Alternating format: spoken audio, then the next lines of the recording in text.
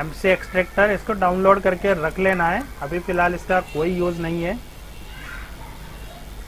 इसके बाद में देखिए ME इंजेक्ट, इसका यूज़ देखने से पहले हमें रेपोसिटरी पैक पे जाना होगा। तो जो हमारा AK computers BIOS support group है,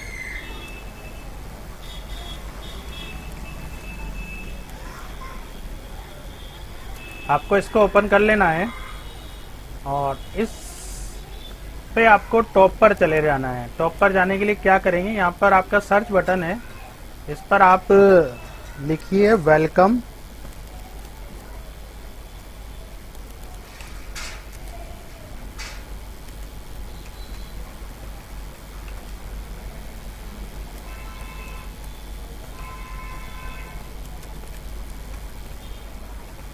welcome to AK computers BIOS support group.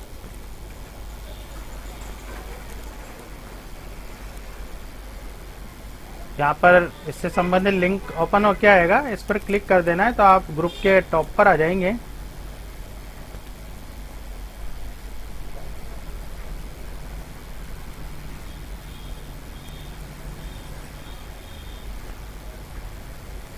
ये देखिए welcome to AK computers BIOS support group. इस ग्रुप के हम टॉप पर आ गए।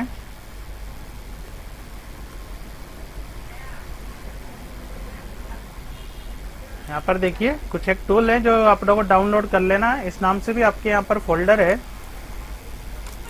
यहाँ पर देखिए AMI UCP, ये टूल आपको इसके अंदर डाल लेना है डाउनलोड करके।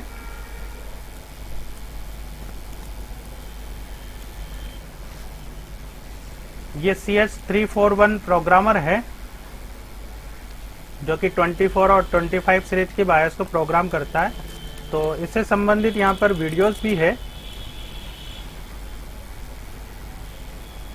1.8 वोल्ट की बायोस चिप को, XMC की बायोस चिप को किस तरह इस पे प्रोग्राम करना है, उसका ट्रिक्स है वो यहाँ पर दिखाया गया है। तो आपको यहाँ से ले लेना है। इस प्रोग्रामर का यहाँ पर सॉफ्टवेयर है, neoprogrammer.rar करके इसका सॉफ्टवेयर है। तो इसका फोल्डर अगर यहाँ पर नहीं बना हुआ है तो आपको बना लेना है। अगर आप इसका यूज़ करते हैं, आपके पास है, काफ़ी चीपेस्ट प्रोग्रामर है। तो यहाँ से इसके सॉफ्टवेयर को डाउनलोड कर लेंगे। इसके संबंधित वीडियोस है यहाँ पर, वो आपको वॉच कर लेना है।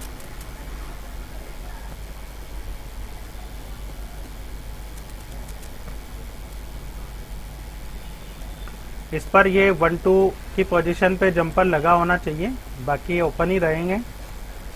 और ये इसका शॉकेट है। तो जिस साइड पे ये हैंडल लगा हुआ है, इस साइड पे आपका 24 पिन नंबर 1 आपका हैंडल वाली साइड पर रहेगा।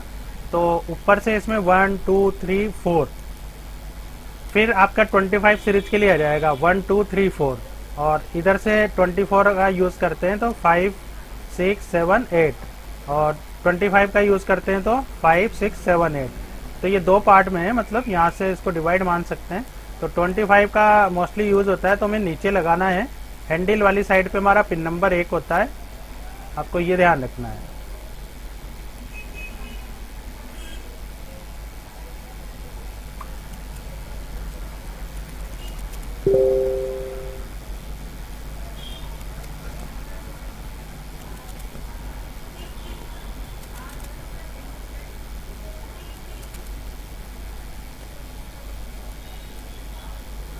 इस पर ट्रिक ये है, 1.8 वोल्ट की बायोस चिप को जब हम इससे राइट करते हैं तो पिन नंबर 8 को आपको कनेक्ट नहीं करना है, पिन नंबर 8 को आपको डिस्कनेक्ट रखना है।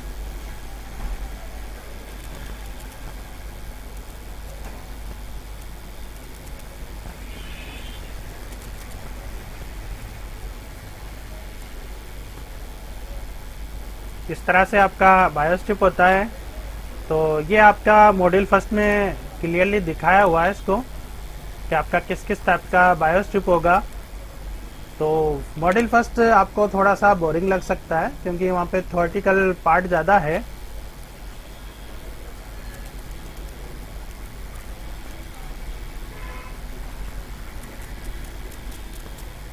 यहाँ पर इसका पूरा यूजिंग मेथड दिखाया गया है।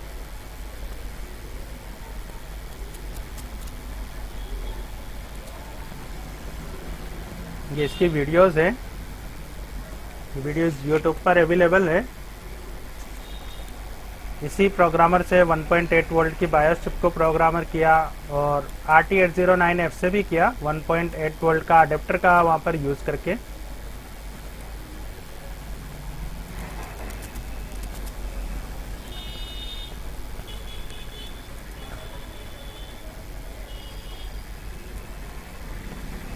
लेनोवो एक्सट्रैक्टर भी आपके लिए मैंने अपलोड कर दिया है, उसको डाउनलोड कर लेना टूल को, तो सीधा उस पर ये फाइल ड्रैग एंड ड्रॉप कर सकते हैं।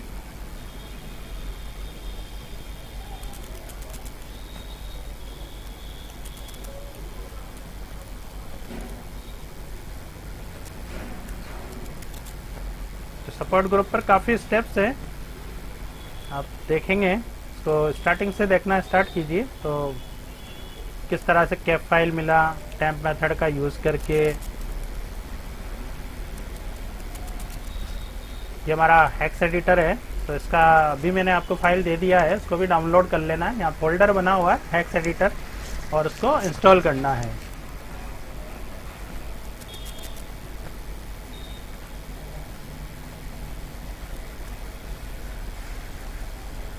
ये हमारा AMI UCP जो लेटेस्ट जनरेशन के लैपटॉप है, तो इनका एक्सट्रैक्शन जो प्रोसेस है वो चेंज हो गया है। ये इनका जो फाइल मिलता है वो आसानी से एक्सट्रैक्ट नहीं होता है, इनके लिए टूल सॉफ्टवेयर की आवश्यकता होती है।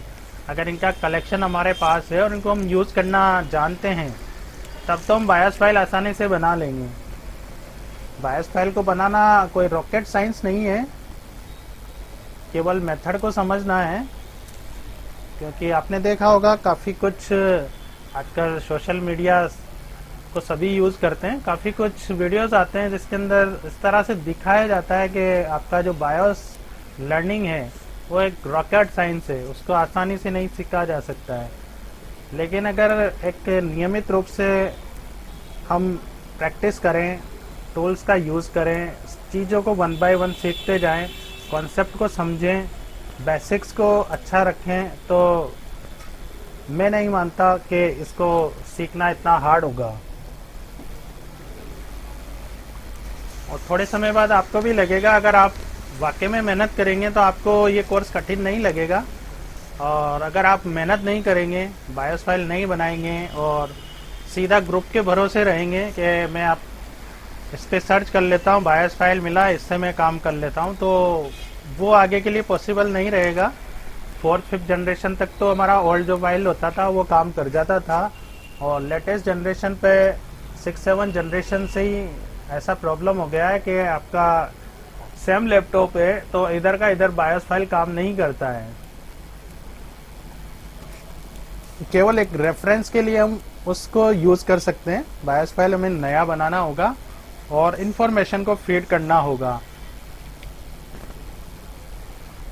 यहाँ पर देखिए CSC ME TXE using dump Intel engine .pdf, ये आपका ME CSC ME TXE region को क्लीन करने का क्या प्रोसेस होता है, जो कि ये एक फाइल है, PDF फाइल है। इस पर प्रोसेस दिखाया गया है कि आपका किस किस रीजन के लिए किस तरह से हमें प्रोसेस लेना है। तो आपको इस फाइल को रीड कीजिए, आपको डाउनलोड कर लेना है। और देखिए आपका यहाँ से अपडेट रेपोजिटरी पे 26 मार्च का जो अपडेट था वो है। तो आपको यहाँ पर आपके सारे जो अभी तक के वर्जन है वो सब अपलोड है, तो आपको डाउनलोड कर लेना है। तो ये हमारा रेपोजिटरी पैक वाला फाइल है, तो आपको इसको डाउनलोड करना है। इसको डाउनलोड किया और इस साइड पे देखिए हमारा यहाँ पर फोल्डर बना हुआ है Intel ME CSE ME and TXE repository pack. आप रेपोजिटरी पैक के नाम से ही बना सकते हैं। और एक हमें system tool underscore flash image tool, तो रेपोजिटरी पैक वाला फाइल रेपोजिटरी के अंदर और सिस्टम टूल के अंदर, इस तरह से हमें रख लेना है। अभी मैं रेपोजिटरी पैक वाले फोल्डर को ओपन करता हूँ, ये डाउनलोड होने वाला है।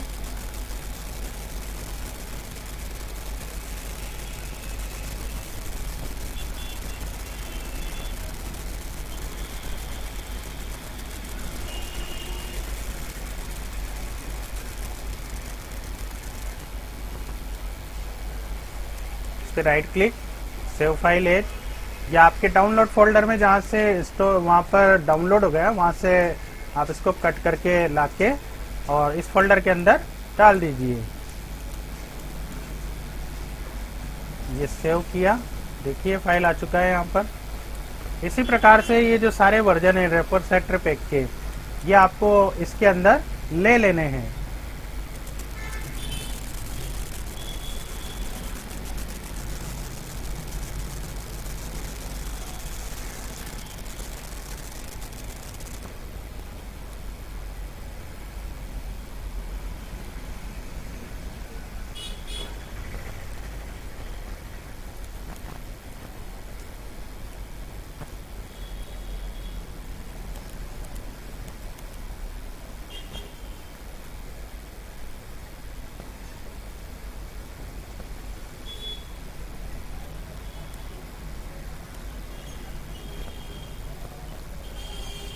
सेव फाइल एज,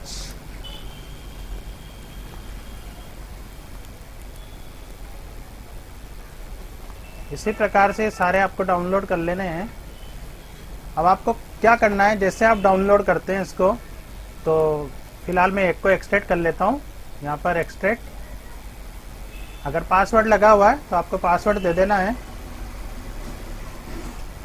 यहाँ पर आपको थोड़ा सा इनको ठीक करना होगा, किस तरह का यहाँ पे हमें प्रॉब्लम्स मिल सकता है इसमें।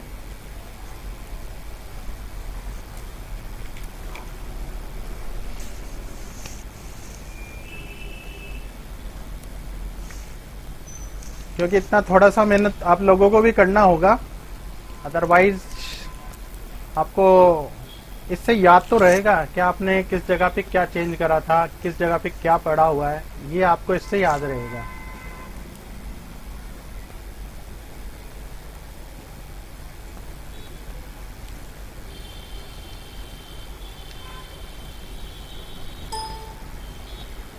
ये एक्सट्रैक्ट हुआ, इसको ओपन किया, तो जैसे हम ओपन करते हैं तो हमें यहाँ पर ये चीज़ नहीं, इसी नाम से फोल्डर मिला, फिर इसके अंदर गए तो ये चीज़ हमें बाहर मिलना चाहिए।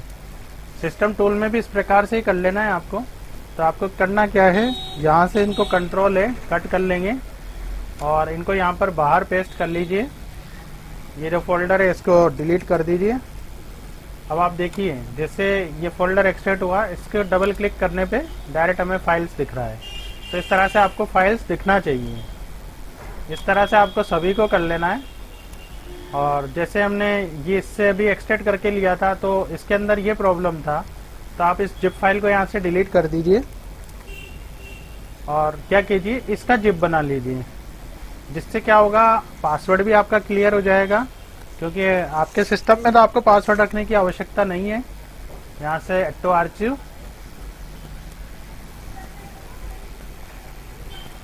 तो यहाँ पे आपके दो काम हो गए।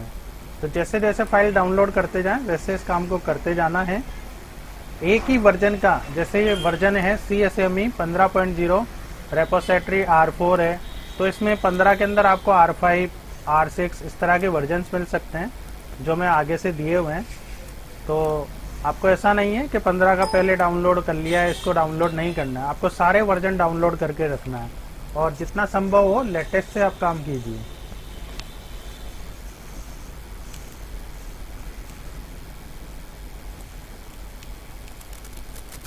तो रेपोजिटरी पैक का फाइल रेपोजिटरी के अंदर कर लेना है आपको। आगे चलते हैं, ये सारा रेपोजिटरी का फाइल्स है जो आपको ले लेना है।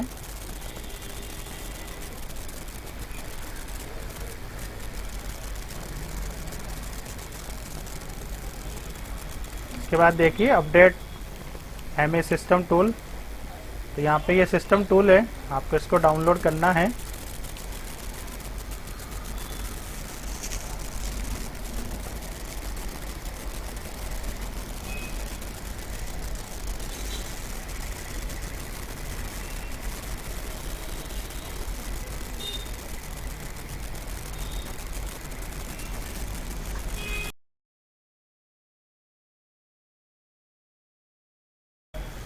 देखिए डाउनलोड हो गया है। Right click, save file as, हमारा सिस्टम फोल्डर बना हुआ है, Intel system tool, flash image tool, इसके अंदर इसको ले लेना है। मैं आपको दिखा देता हूँ, देखिए इस पर करेंगे राइट क्लिक, एक्सट्रैक्ट। इसको भी आपको थोड़ा ठीक करना होगा, पासवर्ड लगाए तो पासवर्ड डाल के एक्सट्रैक्ट कर लेना है। सारे टूल आप ठीक करके रखिए, उसके बाद आपको कोई किसी तरह का दिक्कत नहीं होगा। तो सिस्टम टूल को सिस्टम टूल के अंदर और रेपोसिटरी को रेपोसिटरी के अंदर आपको डाउनलोड कर लेना है। काफ़ी सारे टूल्स हैं यहाँ पर जो सभी को आपको डाउनलोड कर लेना है, सब अलग अलग वर्जन्स के हैं।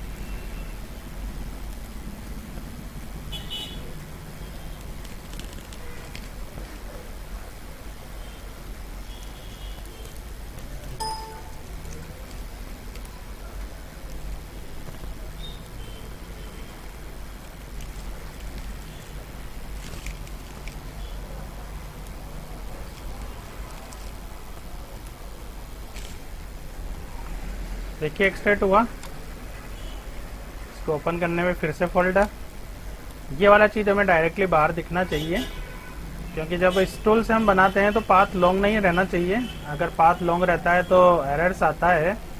तो आपको यहाँ से करना है इनको कट, यहाँ पे कर लेना है पेस्ट, इसको कर देना है डिलीट। अब देखिए डायरेक्ट हमें ये नज़र आ रहा है, flash image tool Win32 FIT। इस जिप फाइल को कर देना है डिलीट और इसका नया जिप तैयार कर लेना है, विदाउट पासवर्ड भी हो जाएगा आपके पास।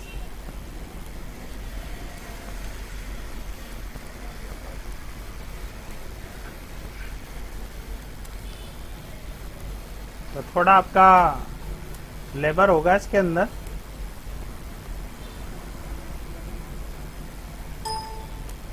इस तरह से आपको सभी को कर लेना है।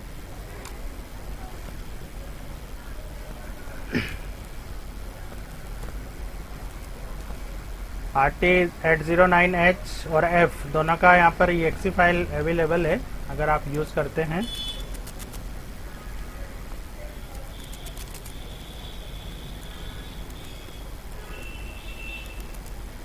SWOT, Vertiano, CS341, Dell service tag change करने का,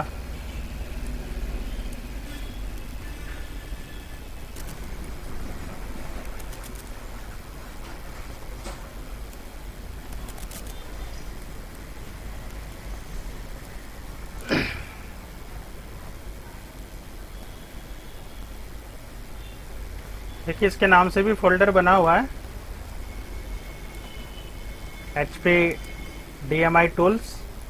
तो इन सबको आपको DMI टूल्स के अंदर डाउनलोड कर लेना है, जैसे इसको किया मैंने। Save file as, HP DMI tool, इस तरह से सारा जो फाइल्स है यहाँ पर सबको डाउनलोड कर लेना है आपको।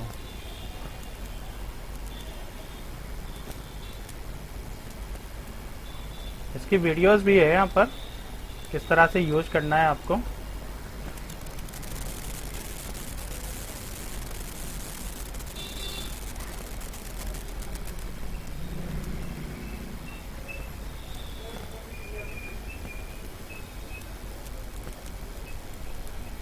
इस वीडियोस के अनुसार कैसे यूज करना है वो सब चीज आप देख लेना। आगे देखते हैं।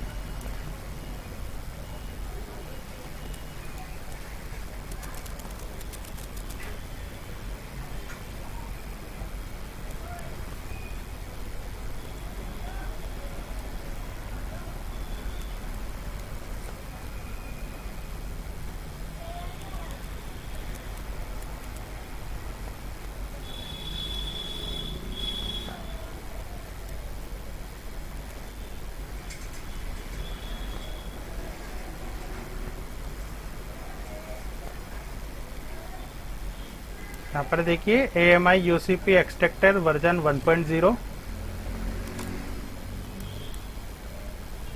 AMI UCP एक्सट्रैक्ट 1.0, इसको डाउनलोड कर लेना है आपको।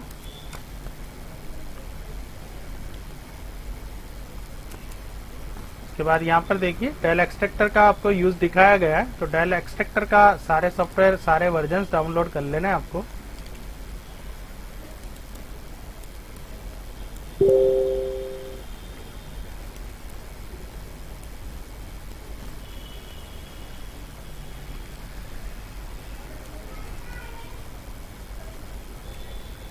ये जो इस पे आपको इमेज है, सब काम का इमेज है। देखिए सीरियल नंबर था, नेट से फाइल मिला, ये exe फाइल, इसको एक्सट्रैक्ट किया, ये फाइल मिला, और इसके बाद में जो अंदर फोल्डर के अंदर फाइल था उसको रन कराते हैं, तो इस तरह से हमें ये फाइल्स मिल जाता है। और इन फाइल्स में से हमारा कौन सा फाइल होगा, तो हम यहाँ पर जाते हैं, जो हमारा ओल्ड बायोस है इसके अंदर BID लिख के हम सर्च करते हैं, तो यहाँ पर उसके बाद का नंबर देखते हैं, और बाद का नंबर इस फाइल से मैच करता है, जिस फाइल से मैच करता है वो हमारा काम का फाइल है। तो इतना सा इमेज बहुत कुछ कह रहा है, तो ये सब काम का है आपका।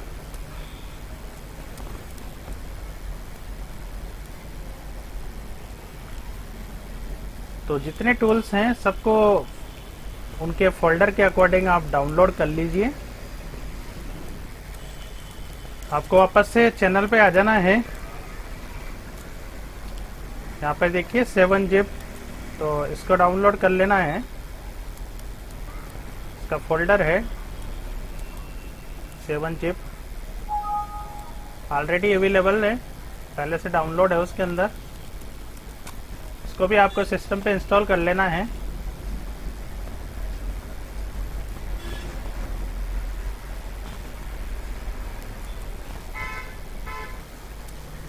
उसके बाद में देखिए एमी इंजेक्टर, जहाँ से हम सीधा इस सॉफ्टवेयर की सहायता से एमी वाले फाइल को बदल देते हैं, एमी रीजन को डायरेक्टली रिप्लेस कर देते हैं। तो एमी इंजेक्ट के नाम से यहाँ पे फोल्डर है, इसके अंदर ये है, आपके लिए पहले से अवेलेबल है, तो इसको आपको एक्सट्रैक्ट कराना है। फोल्डर बना, इसके अंदर देखिए एमी इंजेक्ट। आपको इसको कैसे यूज करना है,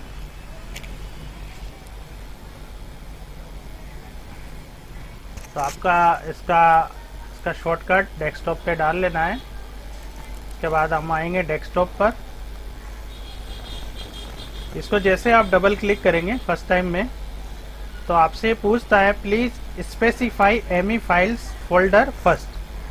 ये यूँ कह रहा है कि मुझे पहले आपके जो एमी वाला फाइल्स है वो फाइल का पाथ दीजिए, वो फाइल्स कहाँ है मुझे बताइए। मतलब ये डाटाबेस से जुड़ने की कोशिश कर रहा है, ये एमी वाले फाइल्स को ढूंढ रहा है कि वो कहाँ है। तो वो एमी वाला फाइल्स हम कहाँ रखते हैं, रेपोसिटरी पैक वाले फोल्डर में, जो कि हमने बनाया हुआ है। ये हमारा फोल्डर है रेपोसिटरी पैक। आपने आपके सिस्टम में जो भी आपका ड्राइव का नाम हो, डी ड्राइव, वी ड्राइव, उस पर किस नाम से आपने फोल्डर बना रखा है वो पाथ इसको देना है। तो फिलहाल इसके अंदर CSME 15 का फाइल है, इसको ओके करना है। इसको ओके करने के बाद ही आपसे ब्राउज फॉर फोल्डर, आपका फाइल्स कहाँ है वो लोकेशन देना है। तो यहाँ पर माई कंप्यूटर्स को ओपन करेंगे, H ड्राइव पे जाएंगे, और जो हमारा फोल्डर का नाम है वो इसको दे देना है। ये हमने दे दिया इसको। इसके बाद में आपको ओके कर देना है। तो जो इस फोल्डर के अंदर हमारा रेपोसिटरी पैक का फाइल है वो ये इसके डेटाबेस में ले लेता है। ओके कीजिए। तो देखिए इसने अभी वर्जन 15 का हमारा यहाँ एक्सट्रैक्ट है, तो 15 का पूरा फाइल उठा लिया है। अभी मैं अपडेट DB डाटाबेस को अपडेट करता हूँ, तो देखिए इसने कोई नया फाइल नहीं उठाया है, सारा 15 वाला फाइल है। ठीक है, अब क्या करते हैं, इसके डेटाबेस को अपडेट करना है। तो हमारे पास यहाँ एक और फोल्डर है 14.5, हम इसको एक्सट्रैक्ट कर लेते हैं यहाँ पर।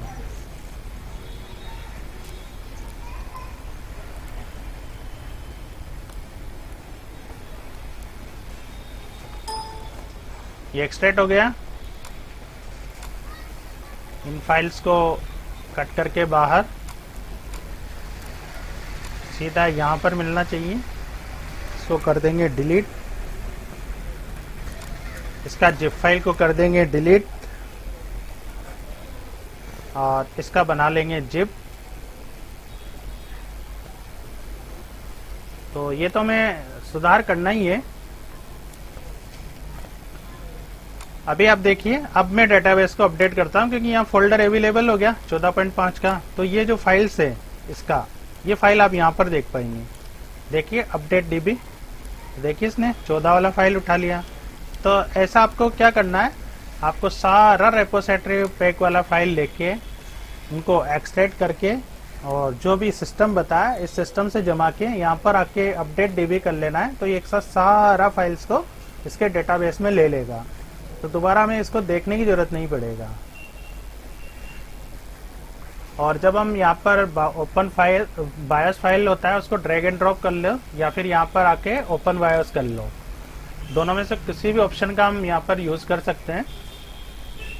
फिलहाल मैं इसमें एमई वर्जन 8 का फाइल ले लेता हूँ, 8 या 10 का, जिससे मैं आपको कोई फाइल इस पर व्यू करके दिखा देता हूँ।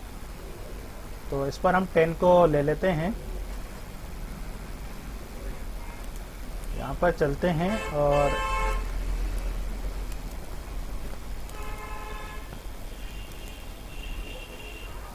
यहाँ पे देखिए आपका हेक्स एडिटर। फिलहाल मैं इसको डाउनलोड कर देता हूँ, फिर चलते हैं 10 पर। इस पर राइट क्लिक, सेव फाइल। तो कहाँ ले लेना है आपको, हेक्स एडिटर। इसको एक्सट्रैक्ट,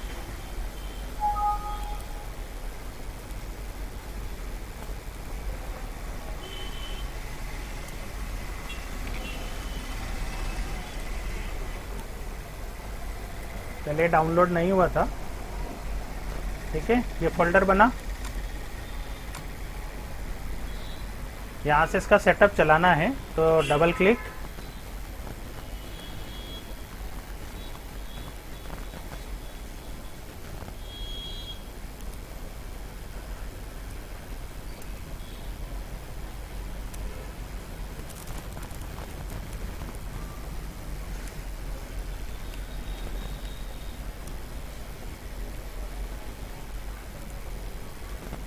यस कर देना, next, I accept, next, install.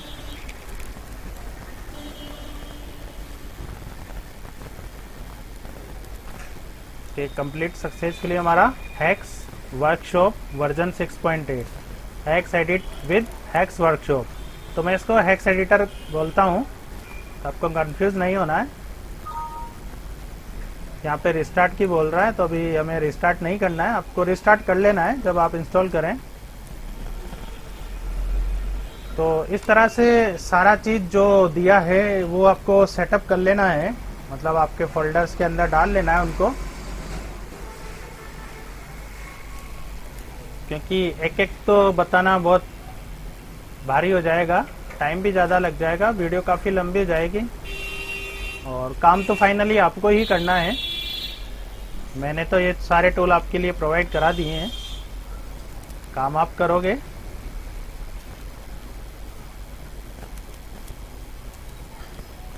तो हमें रेपोसिटरी पैक वाला फाइल चाहिए, ये भी डाउनलोड कर लेना है आपको। Manufacturing programming mode, unlock mode, MPM, HP के लिए है।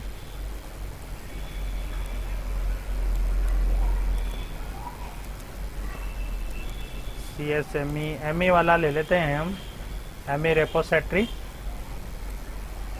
इसको सेव फाइल एज, और जो हमारा रेपोसिटरी पैक वाला फोल्डर है वहाँ पर ले लेते हैं इसको। यहाँ से देखिए इसको एक्सट्रैक्ट कर लेंगे।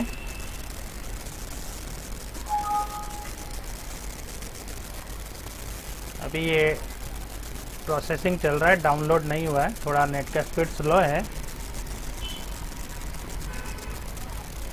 क्योंकि जब तक वहाँ कंप्लीट फाइल नहीं जाएगा वो एक्सट्रैक्ट नहीं होगा।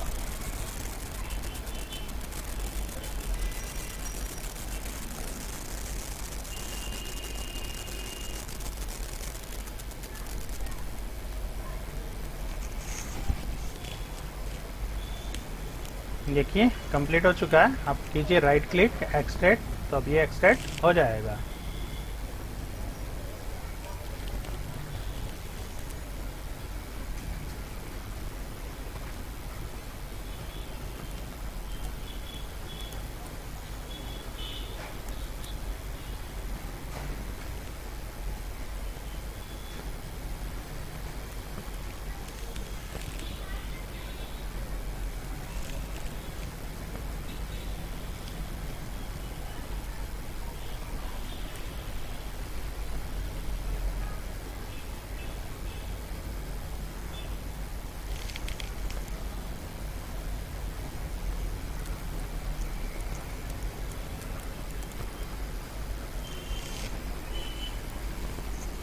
ये क्या है, पेन ड्राइव लगा हुआ है ना, पेन ड्राइव के अंदर एक्सट्रैक्ट इन सब चीज के अंदर टाइम लगता है, हार्ड ड्राइव पे इतना टाइम नहीं लगेगा आपके।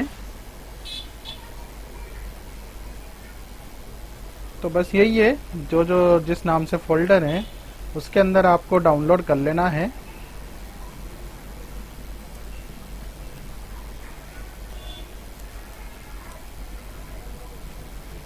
और टूल्स को सेव करके रखिए आपके पास में। टूल्स आपको किसी को देना नहीं है। अगर आप टूल्स को डिस्ट्रीब्यूट कर देंगे तो जो आपके आसपास हैं उनके पास भी ये टूल अवेलेबल हो जाएगा, तो जाहिर सी बात है आपके काम पे तो फर्क पड़ेगा ही।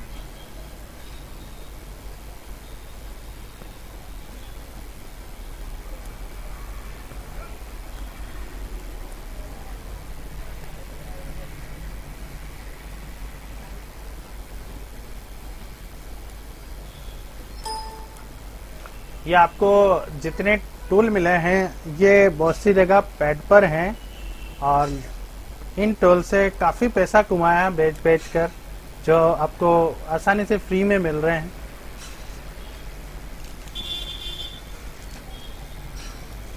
आपने देखा होगा बहुत सारे ग्रुप्स पर कोई डिमांड करता है available on pad, available on pad.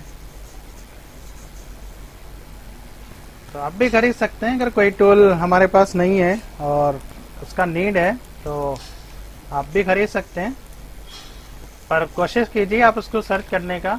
अगर वो इतना ही ज़रूरी है तभी आपको लेना है, अदरवाइज उसकी आवश्यकता नहीं है।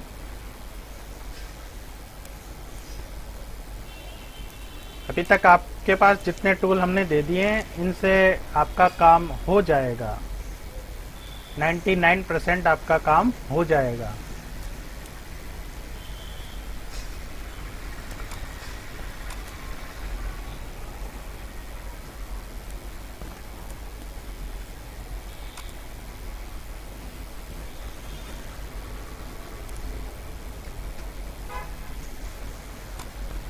तो ये थोड़ा सा लेबर करना पड़ेगा। एम इंजेक्टर हमारा ओपन है। फिर से मैं अपडेट डेटाबेस करता हूँ। देखिए अभी 10 नहीं है। मैं आपको इसको क्लोज करके दोबारा भी दिखा देता हूँ। इसको दोबारा से ओपन करेंगे तो अभी डायरेक्टली खुल जाएगा, ये आपसे पाथ नहीं पूछेगा।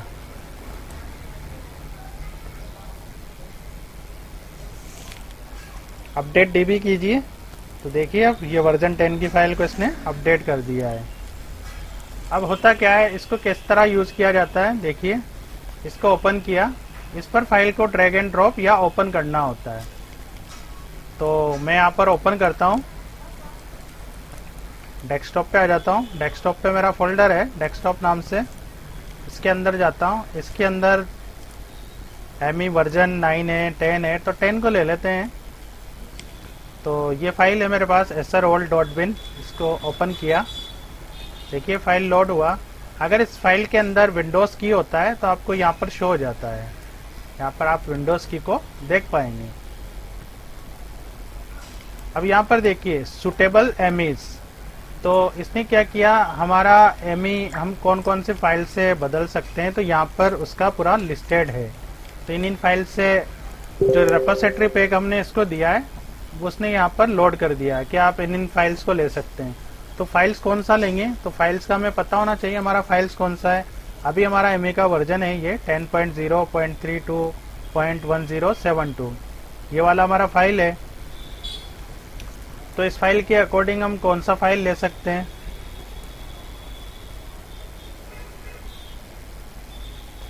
ये देखिए हमारा ये वाला फाइल है 10.0.30.1072। तो 1.5 MB हमारा SQ है। यहाँ पर ये SQ होता है 1.5 MB हो 5 MB हो। 1.5 MB का मतलब होता है कंज्यूमर सीरीज और 5 MB SQ का मतलब होता है कॉर्पोरेट सीरीज PRD RGN। तो इस तरह से हमें फाइल को देखना है, मतलब फाइल में ये वर्जन सेम होना चाहिए। ये जो 10 है ये मेजर वर्जन को दिखाता है, 0 माइनर वर्जन को दिखाता है, 30 हॉट फिक्स वर्जन को दिखाता है और 1072 ये इसके बिल्ड वर्जन को दिखाता है। तो जो हमारा फाइल बना होता है मेजर, माइनर, हॉट फिक्स और बिल्ड वर्जन। इसके बाद SQ आ जाता है 1.5 MB PRD production region extracted PRD RGN। तो सेम फाइल हमें ढूंढना होगा। आप ये सेम फाइल लेके भी क्लीनिंग कर सकते हैं। एमई क्लीन का अर्थ ये होता है कि जो उसमें एमई वाला फाइल है उस फाइल को हटा के हमें वहां पर नया फाइल डालना है। भले आप सेम फाइल डाल सकते हैं या अपडेटेड डाल सकते हैं। अपडेटेड के अंदर क्या रूल होता है, एमई 6 to 10 के लिए क्या रूल बताया है, वो आपके वीडियोस में आपको आगे मिल जाएगा। यहाँ से हम फाइल का सिलेक्शन करके फाइल को बना देते हैं। तो रूल के अकॉर्डिंग मैं यहाँ पर फाइल को सेलेक्ट कर देता हूँ। फाइल को किस प्रकार से सेलेक्ट किया ये आपको आगे की वीडियोस में मिल जाएगा। मैं फिलहाल यहाँ पर डायरेक्टली फाइल को सेलेक्टेड कर देता हूँ। मैं कौन सी भी फाइल ले सकता हूँ, इसका आंसर आपको वीडियोस में मिलेगा।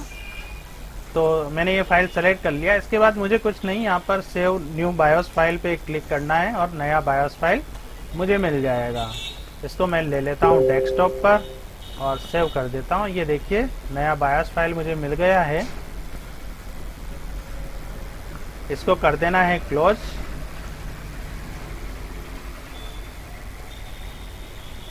देखिए एमी इंजेक्टर को मैं फिर से यूज करता हूँ और जैसे ये फाइल है इस फाइल को लाके मुझे छोड़ना है, ड्रैग एंड ड्रॉप करना है। जैसे मैं ड्रैग एंड ड्रॉप करता हूँ तो इसका इंफॉर्मेशन यहाँ पर ओपन हो जाता है।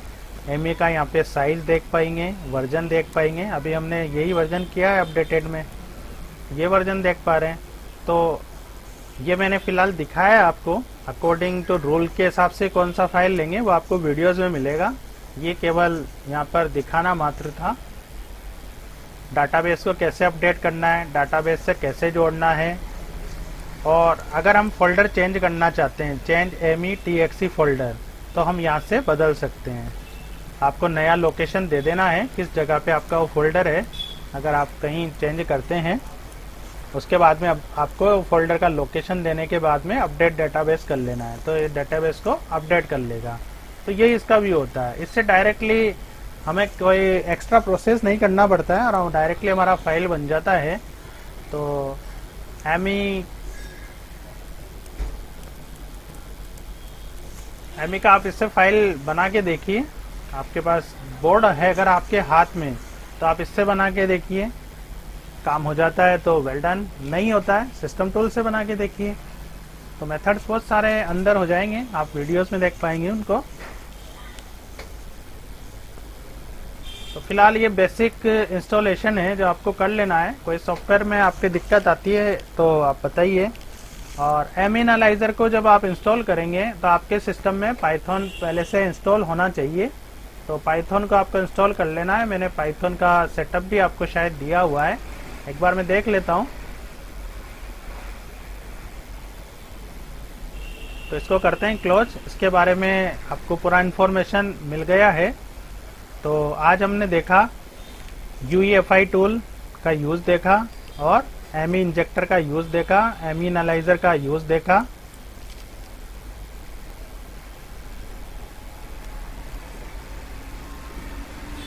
तो करते हैं क्लोज।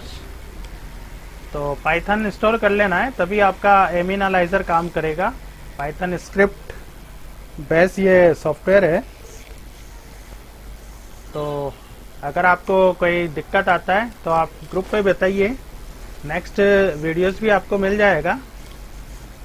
ये इंस्टॉलेशन करने में आपको थोड़ा सा समय लगेगा क्योंकि बहुत कुछ आपको एडिट करके भी इसमें रखना है।